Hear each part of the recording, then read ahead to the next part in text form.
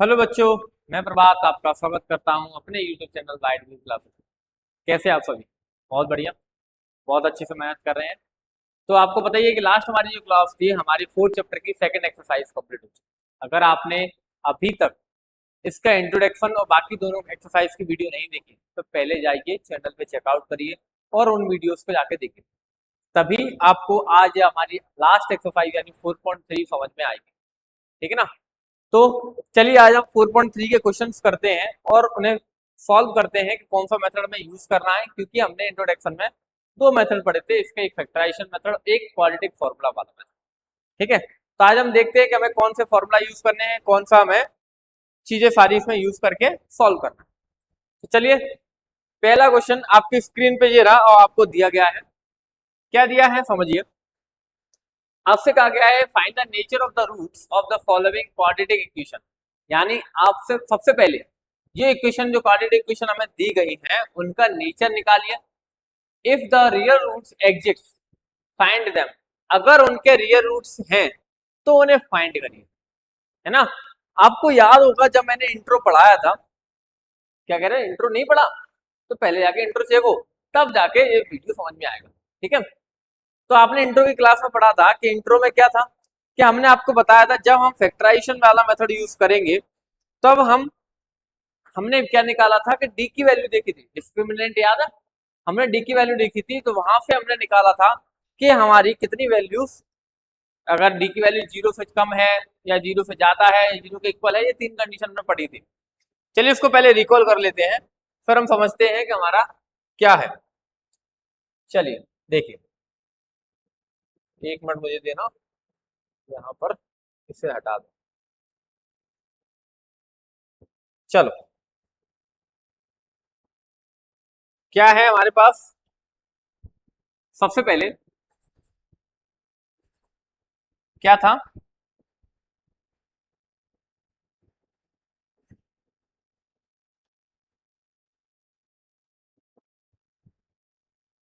चलो we know that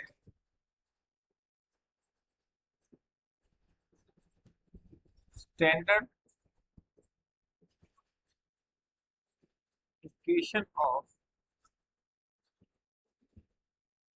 quadratic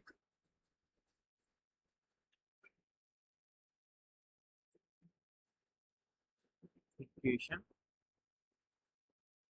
is, मतलब हमें ये पता है क्या कि जो इसकी क्वाड्रेटिक इक्वेशन की जो स्टैंडर्ड इक्वेशन है वो क्या है, वो होती है सर हमारी A x square plus B x plus C equal to zero, है ना। क्या होती है कि A x square plus B x plus C equal to zero.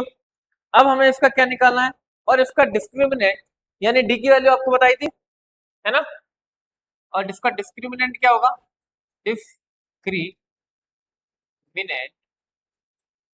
Is B square minus four A C. यानी मैं इसको ऐसे भी लिख सकता हूँ, डी इक्वल टू क्या है, b square minus four A सी। तो हमारे पास तीन कंडीशन बन रही थी, क्या कि अगर डी की वैल्यू जीरो से बड़ी है, क्या होंगे, डी की वैल्यू अगर जीरो से बड़ी है तो क्या होगा, इसके पास कितने रूट्स निकल कर आएंगे, इसके पास टू डिस्टिंक्ट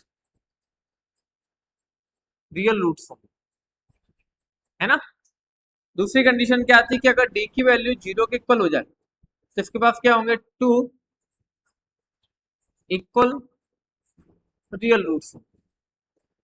और तीसरी कंडीशन ये थी कि डी की वैल्यू अगर जीरो से छोटी हो जाए तो नो रियल रूट्स। ये तीन कंडीशन है, यानी ये तीन नेचर है हमारे इक्वेशन के बारे में बताने के कि इक्वेशन कैसी हो सकती है। ठीक है, ये सारी चीज मैंने कहां पर पढ़ाई है, आपको इंट्रोडक्शन में पढ़ाई हुई है। अब हमें इस क्वेश्चन में इसे बताना है कि क्वेश्चन में पहले वाले में यही पूछा गया है कि आपको बताना है कि इनका नेचर कैसा है। चलो पहला क्वेश्चन देखते हैं क्या है।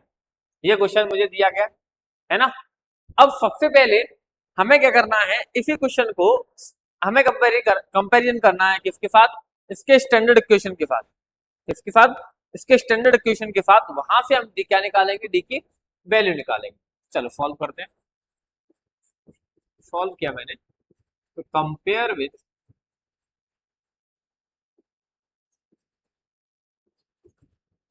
दिस इक्वेशन, यानी इस इक्वेशन को कंपेयर करिए किसके साथ, स्टैंडर्ड इक्वेशन के साथ, A x square plus B x plus C equal to 0। यानी अगर मैं इन दोनों का कंपैरिजन करता हूं तो ए की वैल्यू क्या आएगी, हियर ए की वैल्यू क्या आ जाएगी, 2 होगी, बी की वैल्यू क्या होगी, -3 होगी, और सी की वैल्यू क्या होगी, 5, है ना। ये तीन कंडीशन होगी, ए की वैल्यू 2 होगी, बी की वैल्यू -3 होगी और सी की वैल्यू 5 होगी। अब मुझे क्या निकालना है, नेचर निकालना है। सबसे पहले क्या पूछा गया था, नेचर ऑफ द रूट्स, यानी इस नेचर, इनके रूट्स के नेचर कैसे हैं। और मैंने अभी आपको 3 कंडीशन बताई थी। तो 3 कंडीशन क्या है हमारे पास, d equal to b square -4ac, value put कर दो, तो d इक्वल टू बी की वैल्यू क्या है, -3 का स्क्वायर -4 2 इंटू 5, यानी क्या हो जाएगा, 9 माइनस 5 3 10 40 हो जाएगा, यानी आ गया माइनस का 31, यानी डी की वैल्यू क्या आ गई, माइनस का 31। देयरफॉर अब हमें पता क्या है कि अगर डी की वैल्यू 0 से छोटी होती, कि if d less than 0 then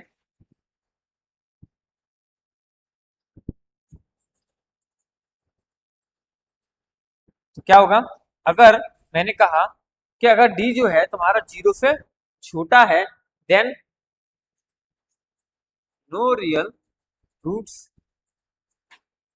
अगर डी अगर छोटा है तो इसके क्या होंगे, कोई भी रूट्स नहीं होंगे, then the nature of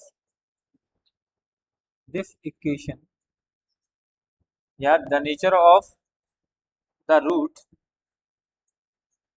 of the root this equation has no real roots। क्या होगा कि इस इक्वेशन की जो नेचर है वो क्या है, कि उसके कोई भी रियल रूट्स नहीं होंगे। बात समझ में आई, क्योंकि जो डी की वैल्यू हमारी आ रही है वो क्या आ रही है, उसकी कोई भी वैल्यूज निकल के नहीं आ रही है, तो हम कह सकते हैं कि इसके कोई भी रूट्स नहीं हो सकते, यानी इसके कोई भी पॉसिबल रूट्स नहीं हो सकते, ठीक है ना। तो क्या होगा, so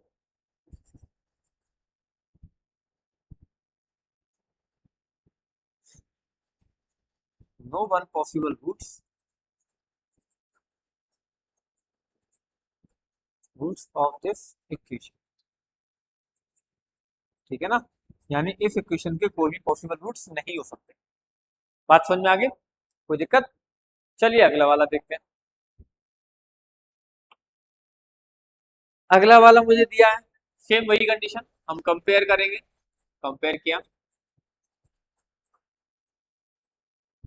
compare with this equation, क्या हो जाएगा, स्टैंडर्ड इक्वेशन के साथ इसको कंपेयर करते हैं, क्या होगा, हियर ए इक्वल टू आ गया 3, बी इक्वल टू आ गया -4√3 और सी इक्वल टू हो गया 4। ए की वैल्यू आ गई, बी की वैल्यू आ गई और सी की वैल्यू आ गई। तो डी की वैल्यू डी इक्वल टू क्या होता है, b square minus 4ac, b की वैल्यू पुट करिए तो -4√3 का स्क्वायर -4 इंटू 3 इंटू 4, तो डी इक्वल टू हो गया 4 का स्क्वायर कितना होगा 16, और 16√3 का स्क्वायर क्या हो जाएगा 3 हो जाएगा, तो 16 3 या 48 हो जाएगा और इधर क्या हो जाएगा 4 3 या 12, 12 4 था 48, यानी डी की वैल्यू क्या आ गया 0 आ गया। तो मैंने बताया था कि if d equal to 0 then the roots are,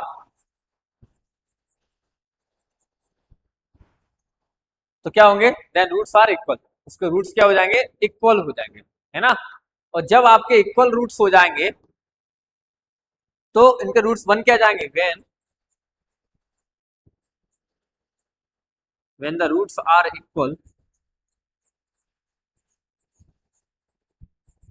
then equal the roots are क्या हो जाएगा, अगर इनके रूट्स इक्वल हो जाते हैं तो आपको फॉर्मूला याद है कि x इक्वल टू क्या होता है, minus b plus minus b square minus 4ac upon 2a। अब आपसे कहा गया है कि अगर इनके रूट्स इक्वल हो गए तो मतलब एक बार x की वैल्यू जो आएगी वही दूसरी x की वैल्यू होगी। तो यहाँ पर अगर आप देख रहे हैं कि d की वैल्यू यानी ये d तो है, इसकी वैल्यू क्या हो रही है, 0 हो रही है, तो हमारे पास क्या बच जाएगा, माइनस बी अपॉन 2a। ये इनके क्या हो जाते हैं, रूट्स हो जाते हैं। Then when the roots are equal, the roots are minus b upon 2a equal to and minus b upon 2a। तो इनके रूट्स क्या बन जाएंगे, minus B upon 2a roots हो जाएंगे, क्योंकि एक रूट्स जो आएगा वही दूसरा रूट होगा हमारा, है ना, सेम रूट्स होंगे ना दोनों के। So minus B upon 2a क्या हो जाएगा, माइनस बी की वैल्यू यानी माइनस माइनस का 4√3 अपॉन 2 इंटू 3। सॉल्व किया, ब्रैकेट खोला तो आ जाएगा 4√3 अपॉन में 6, 2 से काट दें तो बन जाएगा क्या, 2√3 upon 3। So then the roots are 2√3 upon 3 and 2√3 upon 3। ठीक है, आप कहेंगे सर आपने 2 बार क्यों लिखा, क्योंकि आपको पहले ही बता चुका हूं कि इनके रूट्स क्या होते हैं, इक्वल होते हैं। क्या होते हैं रूट्स, इक्वल होते हैं कब, जब इनकी क्या हो जाए,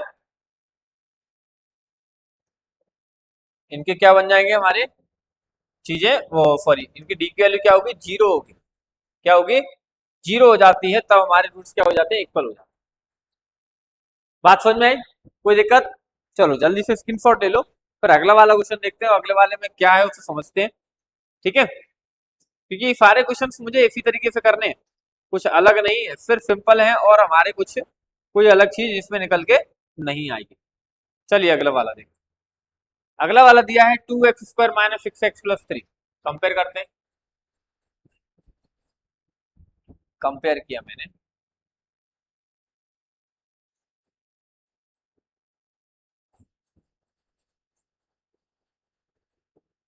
compare with this equation ax² plus bx plus c equal to 0। a की वैल्यू क्या हो गई, 2 हो गया, b की वैल्यू -6 हो गया, और c की वैल्यू 3 हो गया, है ना। d इक्वल टू क्या होता है, b² minus 4ac, d equal to हो गया -6 का स्क्वायर -4 2 इंटू 3, तो d आ गया 36 माइनस 4 टू जा 8 3 जा 24, यानी हमारे पास आ गया 12। If d greater than 0, d क्या है, 0 से बड़ा है, देन द रूट्स आर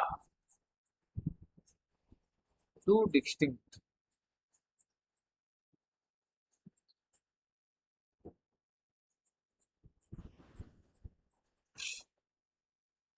कब, जब d की वैल्यू क्या होगी, 0 से बड़ी होती है, तो रूट्स क्या हो जाते हैं, 2 अलग अलग रियल रूट्स निकल कर आते हैं, है ना। तो बस हमें रूट्स निकालना है, तो x equal to minus b plus minus √b² minus 4ac upon 2a। हम ये फॉर्मूला लगाएंगे और वैल्यू पुट करेंगे, x इक्वल टू हो गया, b की वैल्यू माइनस बी लिखा है, यानी क्या हो जाएगा, माइनस माइनस का b सॉरी माइनस का 6 प्लस माइनस रूट में -6 का स्क्वायर -4 इंटू, या इसकी जगह मैं डायरेक्ट 12 लिख सकता हूँ, ये लिखने की मुझे जरूरत नहीं, क्योंकि मैं डी की वैल्यू यहाँ पर निकाल चुका हूँ।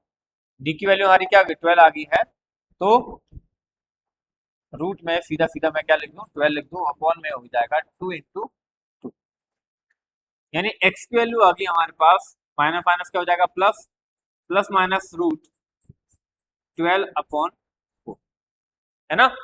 कोई दिक्कत इसमें नहीं है ना। अब हम क्या करेंगे, यहाँ पर हम क्या करेंगे, नेगेटिव और पॉजिटिव दोनों लेंगे। तो taking negative value x equal to हो गया 6 प्लस 6 माइनस रूट 12/4, x हो गया 6 माइनस, अब ये इसको क्या ले सकता हूँ 2√3/4। अब इसी तरीके से टेकिंग पॉजिटिव,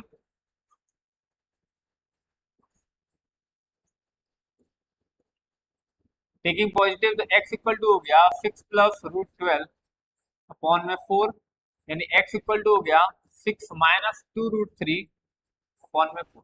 यहाँ पर अगर 2 कॉमन लेना चाहो तो 2 कॉमन लेके भी कर सकते हैं, तो 2 कॉमन ले लिया तो 3 माइनस रूट 3/4, 2 से 2 कैंसिल हो गया, तो x इक्वल टू आ जाएगा 3 माइनस रूट 3/4, यहाँ पर प्लस होगा, प्लस प्लस होगा 2। तो यहाँ पर क्या हो जाएगा x equal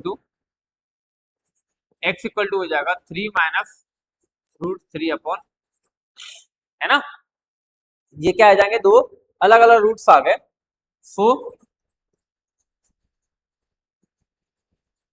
the roots of this equation is 3 minus root 3/2 and 3 plus root 3/, ये हमारा क्या हो जाएगा, आंसर हो जाएगा। बात समझ में आई, कोई दिक्कत नहीं है ना, सिंपल है, ज्यादा कुछ टफ नहीं है हमारे लिए, बस हमें केवल फॉर्मूले और सारी चीजें हमें इनमें ध्यान रखना है और करना है, ठीक है। चलिए अगला क्वेश्चन देखते हो, अगला वाला समझते हैं क्या है, ले लिया स्क्रीनशॉट। चलो अगले वाले में कहा गया है आपसे the values of k for each of the following quadratic equation so that they have two equal roots. आपसे कहा गया है कि k की वैल्यू क्या होगी, कब, जब आपसे कहा गया है कि इनके रूट्स क्या हैं, इक्वल रूट्स हैं, ठीक है। तो यानी आपको क्या निकालना है, k की वैल्यू निकालनी है और आपको गिवन क्या है, इनके रूट्स जो है वो इक्वल है। अब इक्वल रूट्स होते हैं तो आपको पता है इक्वल रूट्स कब होते हैं, जब हमारी डी की वैल्यू क्या होती है, 0 होती है ना। तो बस करते हैं फिर, मैंने सॉल्व किया, पहले तो कंपेयर किया, कंपेयर विथ दिस इक्वेशन, क्या होगा, A x square plus B x plus C equal to 0। तो ए की वैल्यू क्या हो गई, ए की वैल्यू 2 हो गई, बी की वैल्यू k हो गई और सी की वैल्यू 3 हो गई, है ना।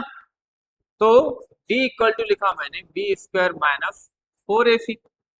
तो d इक्वल टू क्या हो जाएगा, b की वैल्यू रखी मैंने तो k का स्क्वायर माइनस 4 इंटू 2 इंटू 3। तो d इक्वल टू हो गया k स्क्वायर माइनस 4 टू या 8 3 24, है ना। अब मुझे गिवन क्या है, गिवन गिवन क्या है कि they have two equal roots, they have two equal roots, then अब ये कब होता है, जब हमारे पास क्या होता है, d की वैल्यू 0 होती है, व्हेन d इक्वल टू 0, तो क्या हो जाएगा k square minus 24 equal to 0। तो k स्क्वायर इक्वल टू हो गया 24, k स्क्वायर इक्वल टू क्या हो जाएगा 24 हो जाएगा। समझ में आया ना, कोई दिक्कत इसमें। अब मुझे k की वैल्यू निकालनी है, तो k की वैल्यू निकालने के लिए, सॉरी एक मिनट, हाँ, k की वैल्यू अगर मुझे निकालनी है तो हमारे पास क्या होगा, k स्क्वायर दिया है मुझे, तो k स्क्वायर इक्वल टू क्या है 24, है ना। तो k स्क्वायर 24 दिया गया है, तो अब हमें निकालना क्या है, k की वैल्यू निकालनी है, तो k की वैल्यू निकालने के लिए स्क्वायर उधर आके किस में चेंज हो जाएगा, रूट में। तो k इक्वल टू हो जाएगा प्लस माइनस रूट का 24, ठीक है ना। सो द वैल्यूज ऑफ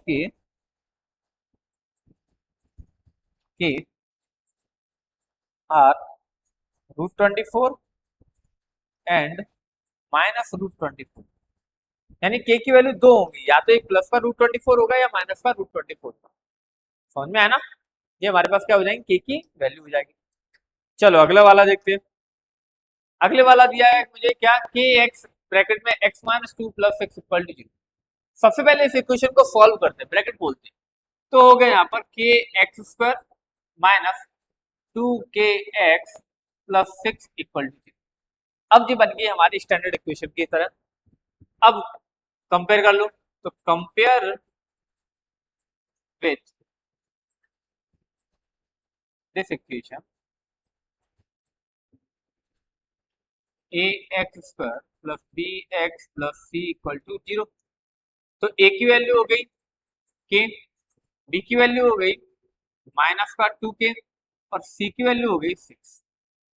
रख दो, तो d = b² - 4ac। तो d = क्या हो जाएगा, b² - 2k का होल स्क्वायर माइनस 4ac मतलब 4 × k × 6। तो हो गया d = 4k² - 24k। अब गिवन क्या है मुझे, गिवन है मुझे कि d क्या है, गिवन d = 0। क्यों, क्योंकि क्या है, रूट्स आर इक्वल। क्या है,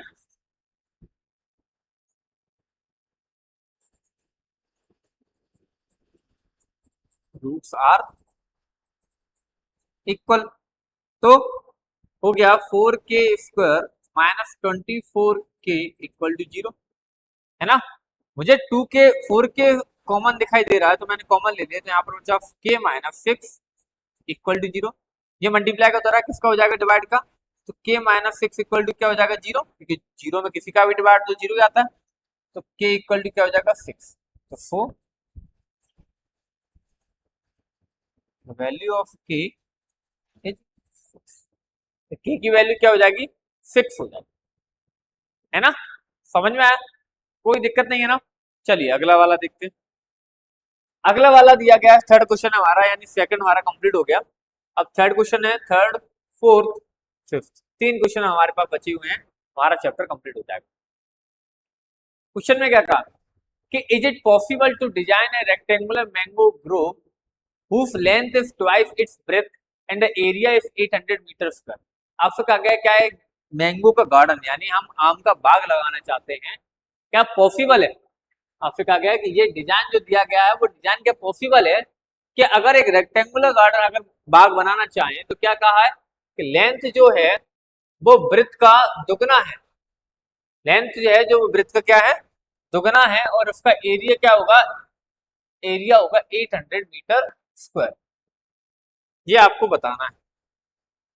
चलिए निकालते हैं और सॉल्व करते हैं, क्या हमारा इसका आंसर हो सकता है। सबसे पहले मैंने माना कि let the breadth of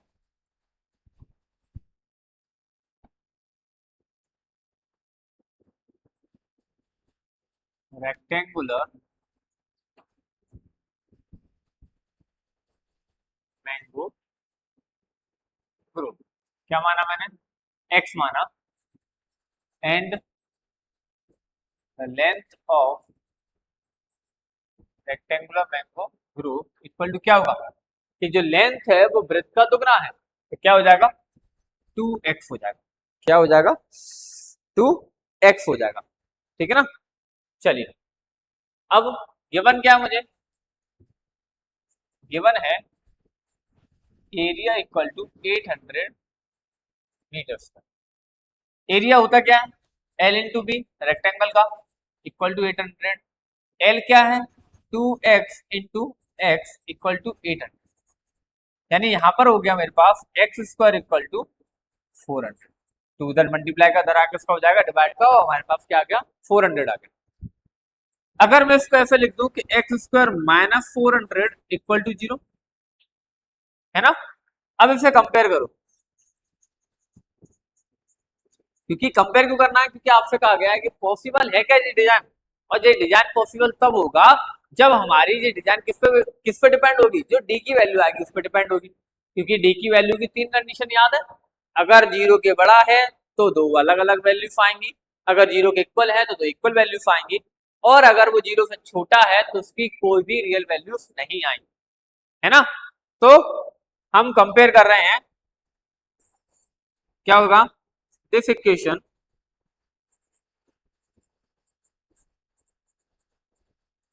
is compare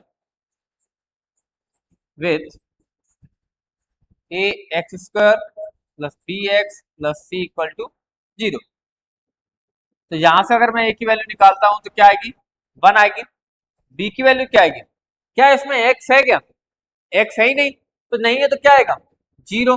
और सी की वैल्यू क्या आएगी, माइनस का 400, है ना, माइनस का 400 आ गया। सॉरी।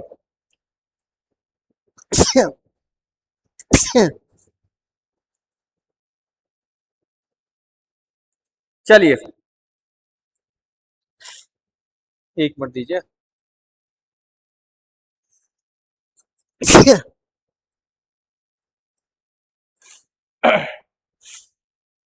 लगता है जुकाम हो गया। चलिए क्या है, अब ये वैल्यू मुझे कहाँ पुट करना है, मुझे डी में पुट करना है, ये वैल्यू कहाँ पुट करना है, मुझे डी में पुट करना है।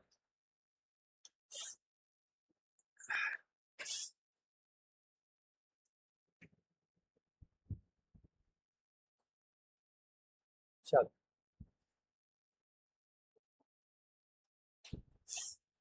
तो हमारे पास क्या हो जाएगा, d equal to b square minus 4ac। D की वैल्यू पुट करो तो d इक्वल टू हो गया यहाँ पर क्या आएगा, बी स्क्वायर, बी की वैल्यू क्या है 0, यानी 0 का square minus 4 into 1 into minus का 400। तो यहाँ पर डी की वैल्यू जो आएगी वो कितना आ जाएगा, 1600 आएगा।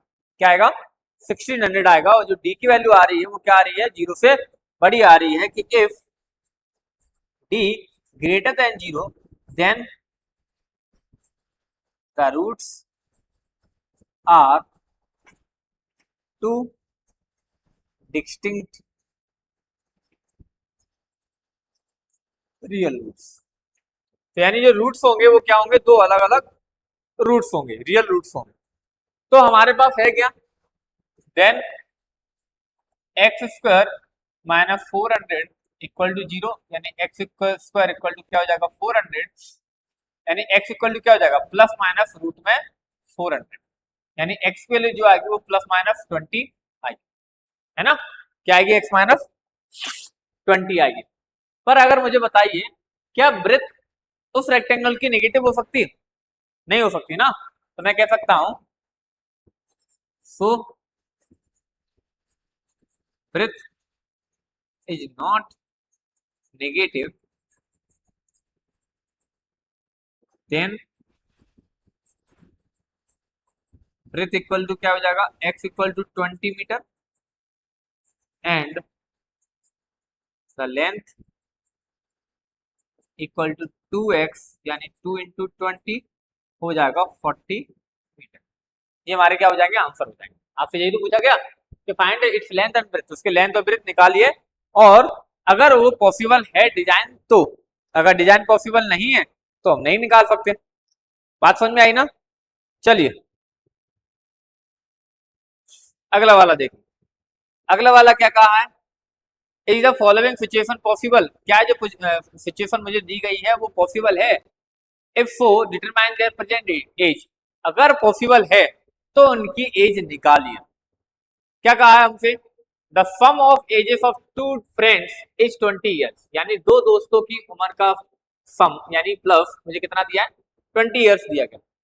4 ईयर्स है वो, यानी 4 साल पहले the product of their edges is years was 48, यानी 4 साल पहले जब उनकी उम्र का मल्टीप्लाई किया गया था तो कितना आया था 48 आया था।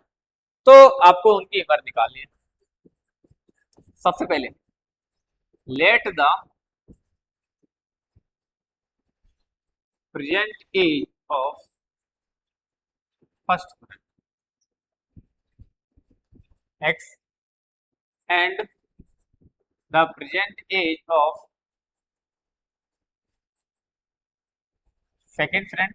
सेकंड फ्रेंड की क्या होगी, आपसे कहा गया है कि दोनों का सम मुझे कितना दिया 20, तो अगर एक का x होगा तो दूसरा का क्या होगा 20 माइनस x हो जाएगा। समझ में आया ना।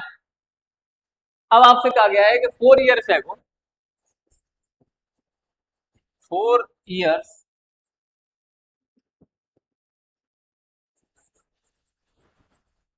एगो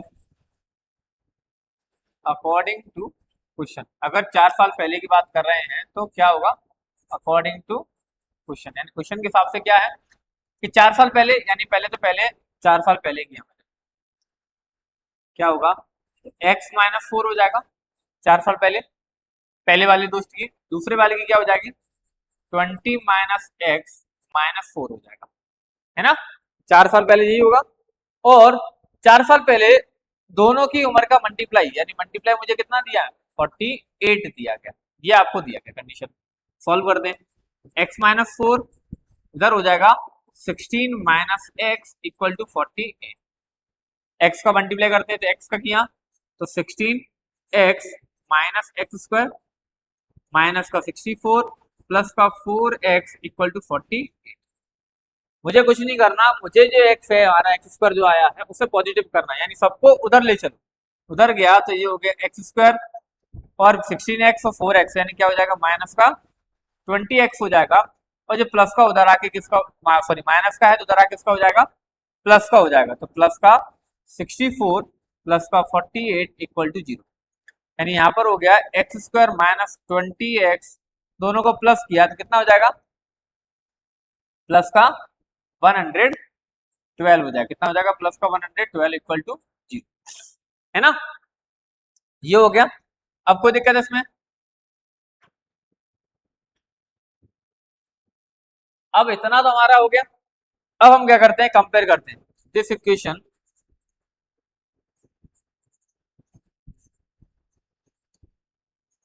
इज कंपेयर विथ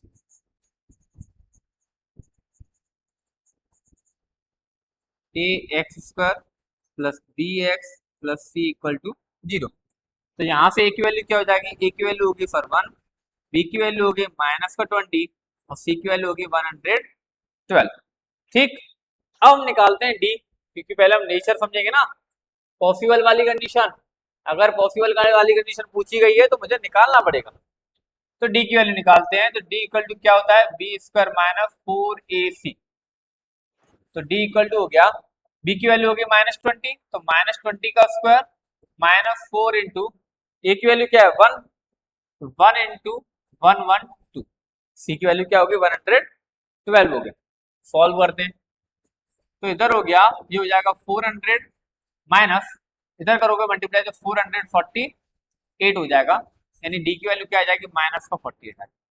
अब डी की वैल्यू माइनस में आ गई, मतलब 0 से छोटी आ गई। तो अगर डी अगर छोटा है तो कंडीशन क्या होगी कि कोई भी रियल वैल्यूज नहीं हो सकती। If d less than 0 then no real roots are possible. So this situation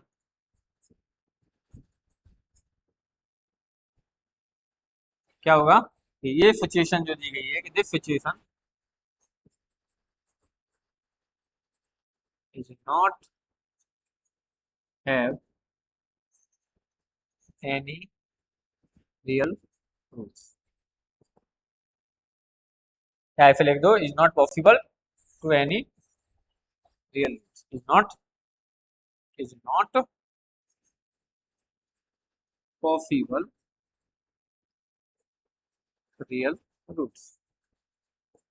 ठीक है, यानी कंडीशन ये सिचुएशन जो दी गई है उसमें कोई भी रियल वैल्यूज यानी रियल रूट्स नहीं आने की कंडीशन, यानी कोई भी पॉसिबल वैल्यूज नहीं हो सकती।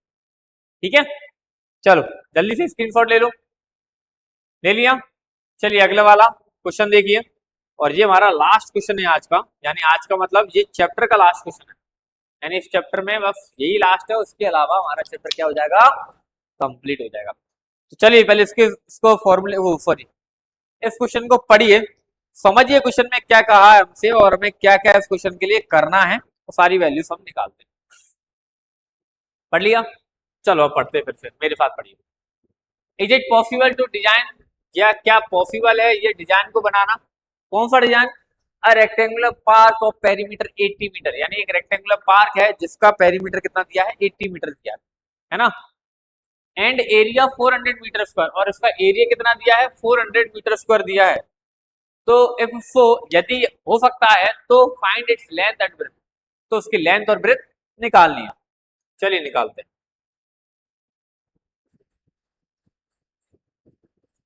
सॉल्व किया, सबसे पहले मैंने मान लिया कि लेट, अच्छा पहले लेट से पहले आप गिवन समझिए।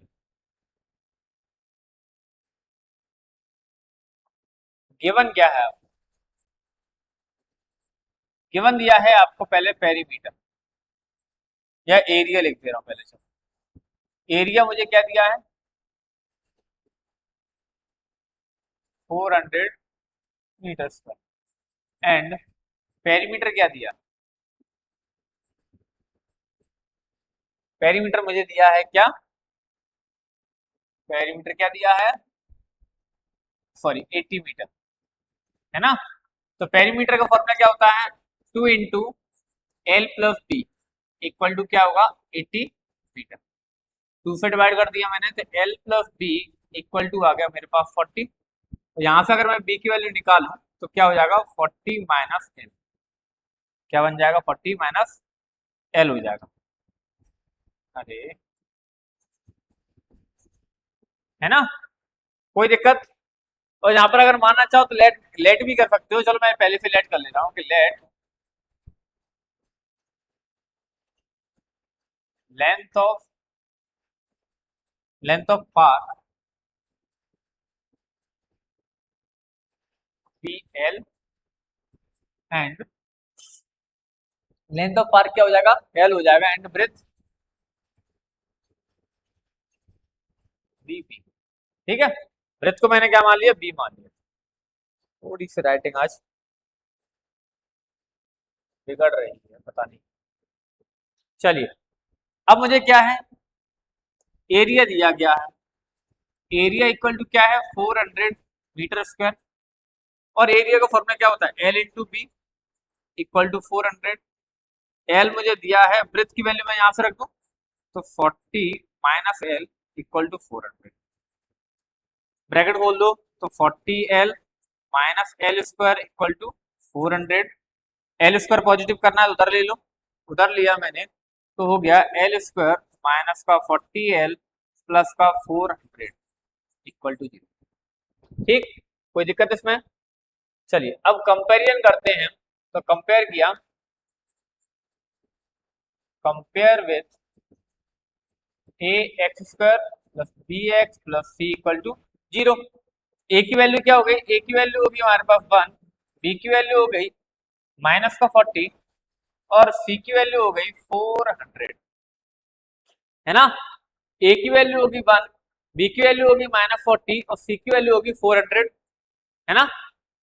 तो डी निकालना है, तो डी इक्वल टू क्या हो जाएगा? B square minus 4ac। तो डी इक्वल टू हो गया, बी की वैल्यू होगी माइनस 40 का स्क्वायर माइनस 4 इंटू 1 इंटू 400। तो डी इक्वल टू आ गया 40 का स्क्वायर क्या हो जाएगा? 1600, पॉजिटिव हो जाएगा। ये भी क्या हो जाएगा? 1600 हो जाएगा, यानी डी की इक्वल वैल्यू क्या आ गई? 0 आ गई। क्या आ गई? 0 आ गई। तो अगर मुझे रूट्स निकालना है, यानी अगर मुझे क्या निकालना है? इनके रूट्स की वैल्यू निकालनी है, सो एल इक्वल टू क्या हो जाएगा? एल इक्वल टू हो जाएगा, अब देखो, अगर डी इक्वल टू 0 आ रहा है, यहाँ पे कंडीशन पहले बता दूं, अगर डी इक्वल टू 0 आ रहा है, if D equal to 0 then they have two equal roots. यानी अगर d इक्वल टू 0 आ गया, यानी उनके पास क्या होगा? 2 इक्वल रूट्स होंगे, है ना। 2 इक्वल रूट्स कौन कौन से होंगे? l इक्वल टू हो जाएगा माइनस का b upon 2a। Value put करते हैं माइनस का b अपॉन 2a की, तो वैल्यू पुट की मैंने तो बी की वैल्यू क्या है -40, यानी -40 अपॉन में 2 इंटू 1 हो जाएगा, तो 2 इंटू 1 हो गया, ब्रैकेट बोला तो 40 अपॉन 2 यानी कितना आ जाएगा 20 आ जाएगा, यानी एल की वैल्यू कितनी आ गई 20 आ गई। और अगर आप यहाँ पे जो एल की वैल्यू 20 यहाँ भी रखेंगे ना, इस वाली कंडीशन में भी रखेंगे, तो अब भी हमारे पास बी की वैल्यू क्या आ गई 20 आ गई, क्योंकि इक्वल रूट्स आ रहे हैं ना। इक्वल रूट्स मतलब क्या होगा कि उनकी लेंथ और ब्रेथ इक्वल होगी, तो मैं कह सकता हूं सो या देयरफॉर